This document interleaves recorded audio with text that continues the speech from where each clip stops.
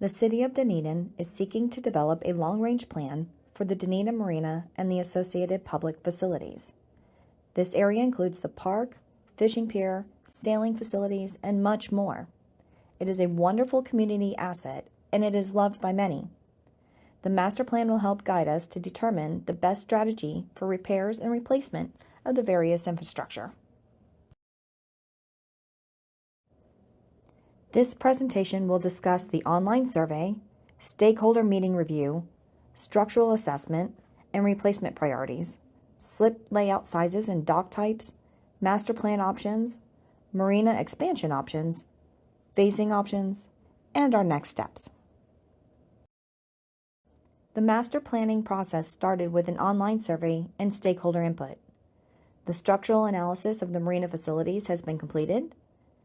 This presentation details the results of that information gathering, as well as concepts for feedback. The plan will then be refined with opportunities for additional input before a final plan is adopted and approved.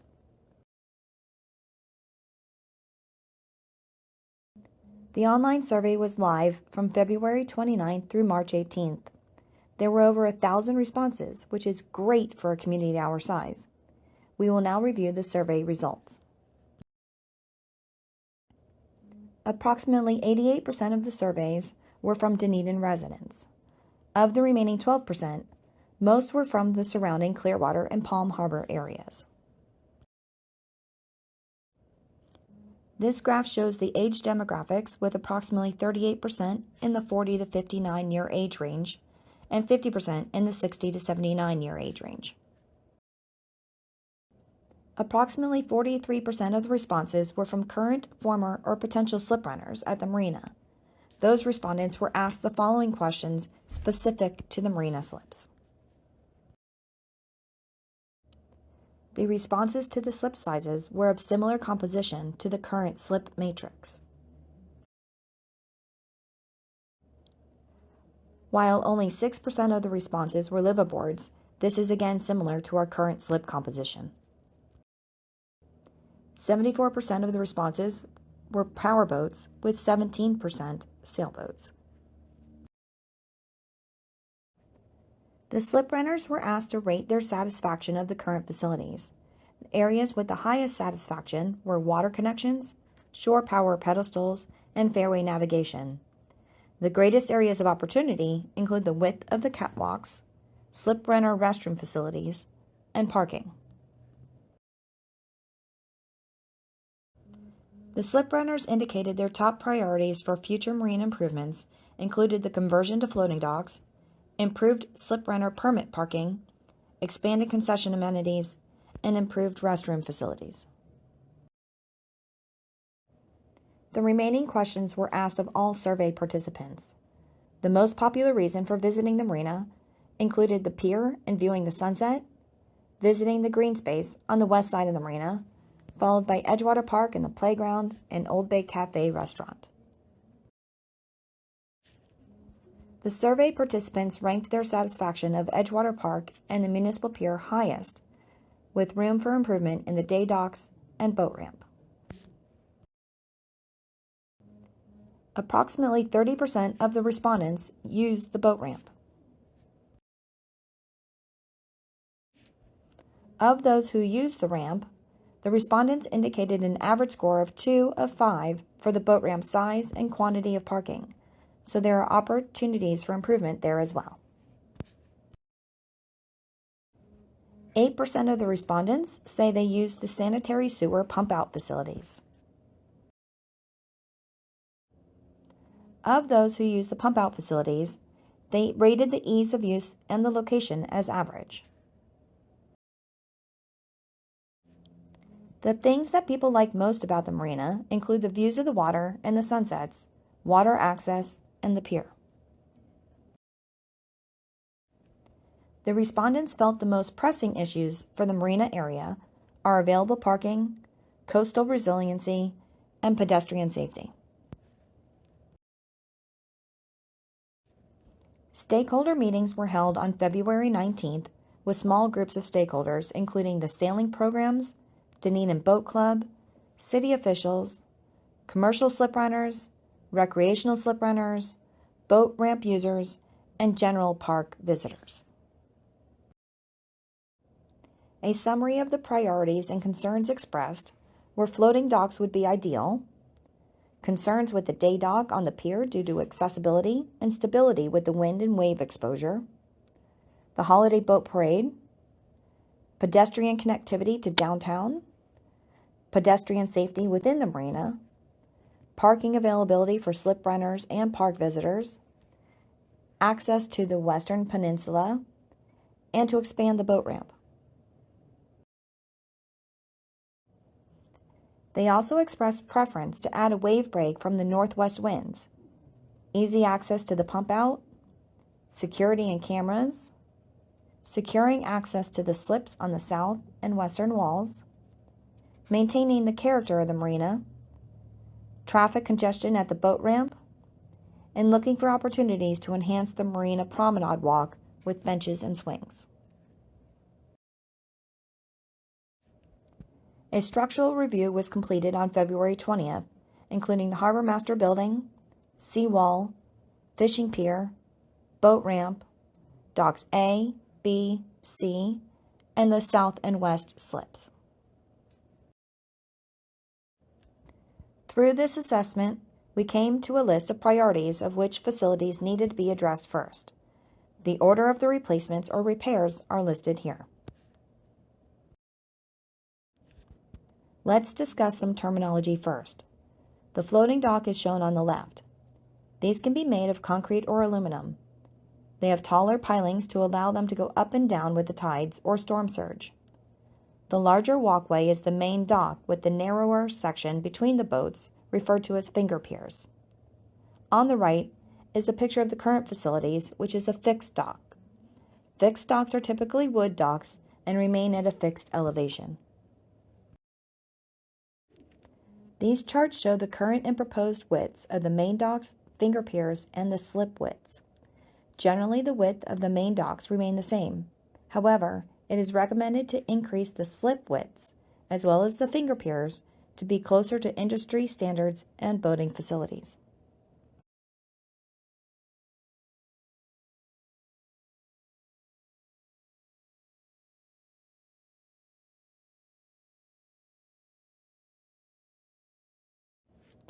It is recommended to add a captain's walk along the south and west walls to add some security, which you will see in the upcoming slides. We looked at options for both fixed and floating docks, along with various orientations. It was determined that the current orientation is the most efficient use of the space. The current inventory is 192 slips, including rented slips, davits, municipal use, and day docks. If the docks were replaced with fixed docks throughout the marina, with the new standards of wider slips, wider finger piers, and an added captain's walk on the south and west walls, there would be a net loss of approximately 28 slips. With a floating dock system, an additional ramp would be needed along the eastern wall. One entrance would be located between the Harbor Master Building and Dock A, with the second entrance at Dock C. The docks on the south and west walls would remain fixed. The net result loss is approximately 29 slips. However, the slip matrix is slightly different from the fixed dock scenario to accommodate the space for the additional ramps. In both of these scenarios, the boat ramp is proposed to have 2 lanes instead of 1 and to be center aligned with the fairway. The current ramp is further to the south. This slide shows a comparison of the current fairway widths to the proposed conditions.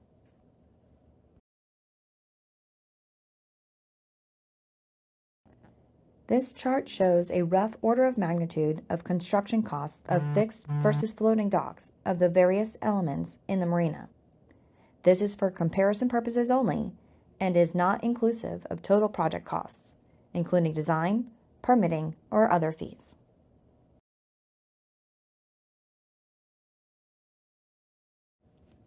Let's now look at the upland portions of the marina and the park area. Option 1 adds 2 queuing lanes for the boat ramp traffic with an entrance off of alternate 19. Currently, these boats and trailers must enter the property from the northern portion of the parking lot directly in front of the restaurant and harbor master building. The goal is to separate the boat traffic from this highly congested area.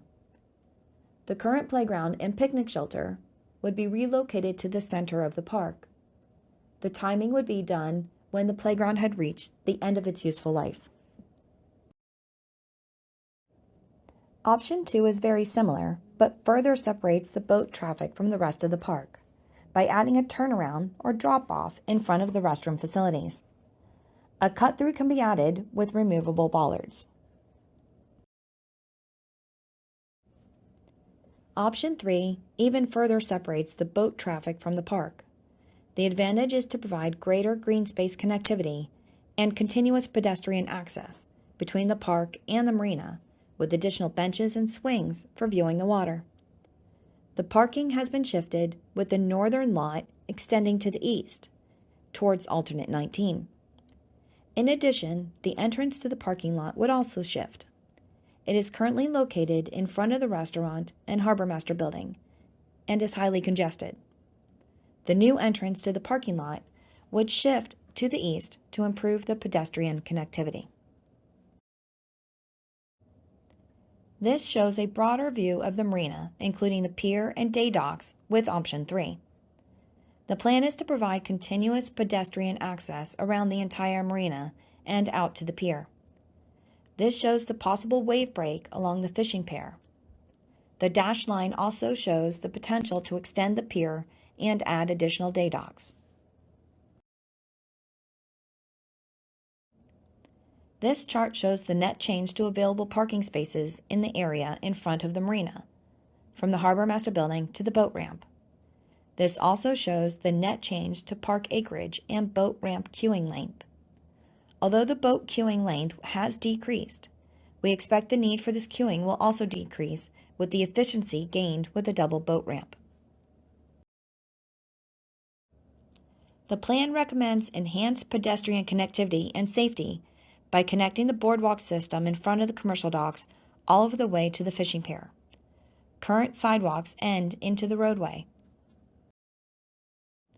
The sidewalk along the eastern wall needs improvement, along with the access road along the south wall. A more clearly defined walkway is needed in front of the boat ramp. Lastly, we suggest exploring the possibility to bury the fire line along the single drive to the west wall for improved vehicular and pedestrian circulation. As previously mentioned, the current boat ramp is not aligned with the fairway. The plan would be to expand the boat ramp to 2 lanes and to move it north to align with the fairway. The docks and the slips would also be improved.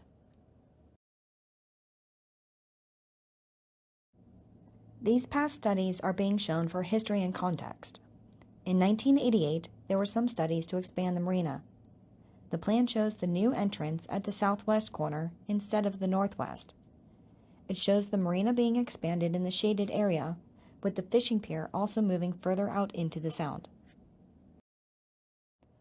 Another study also shows a similar layout and expansion. It shows mitigation areas for impacts for underwater species and seagrasses. An expansion does have challenges, including environmental, shallow waters, etc. The cost can be hefty without a guarantee of permit, including Army Corps of Engineers, and going into state waters. This is a several-year process and will require mitigation. The immediate focus are the needs for the improvements and replacements of the current facilities.